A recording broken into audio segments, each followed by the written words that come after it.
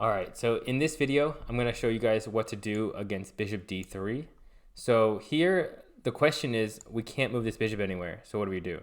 We could go bishop d6, knight e7, but we can actually take advantage of this move by going c5. Now, you're probably thinking here, if take on c5, bishop takes, we have an isolated pawn. And we like to play against isolated pawns. So why do we have one?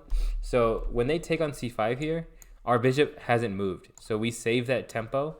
And that is why we're cool with having the isolated pawn here, because we got a better version of it. Now, the two squares you're going to hit are f2 and h2. Probably you still go knight e7. And I'll show you guys one maneuver that can be pretty fun for black here. Let's say castle, castle. So we would develop normally knight c6, bishop g4, bishop f5, bishop e6, one of these squares. And I'm going to show you guys how to tuck. So let's just say, random move, bishop b6, let's say bishop d2. So here, let's say, once again, I'm making the most random moves from the white side, but sometimes you have this idea of queen d6, and you have these two bishops pointing at their king, and you can get some good attacking prospects out of this. Once again, this is with the isolated pawn, so we want to try to attack. Probably, so if queen d6 straight away, bishop f4 could be annoying.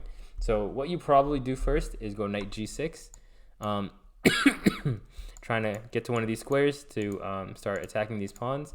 And now queen d6 would work, for example, if they go b4. We can go queen d6, even queen h4 possible. And we'd be attacking h2, and they would have a very loose king that we can try to attack here.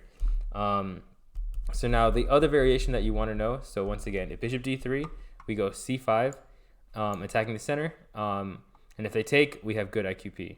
So now let's say, for example, they don't take. So c3 is another very common move that you'll see. And here you're going to go c4.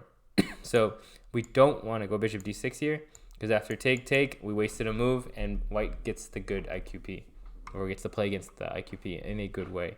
So what we do here, if they do not take, pretty much no matter what, if they don't take, is you're going to go c4. So this, and now we continue with bishop d6 and everything. So what you'll probably see is they're going to go b3. Now do not go b5, because after a4, a6, they can take here, and you can't take back because this rook is hanging. So after b3, we just keep it simple. We're just going to take on b3.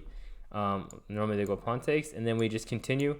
Once again, one tactic I want you guys to know is do not go bishop g4 here, because you can get bishop takes h7 checked, and after king takes, knight g5, and you would lose the bishop. Well, I mean, you'd be down a pawn. Even this, not end of the world, you're only down a pawn. But we can easily avoid this by going knight g6, which we already want to do to try to go knight f4. And now bishop g4 would be fine here. And then just develop your pieces. You have the isolated pawn still. It's not quite isolated because they got pawns in front of it, so they can't really just pile up on it. And then just try to attack this king. Bring your pieces over here. Try to make something happen.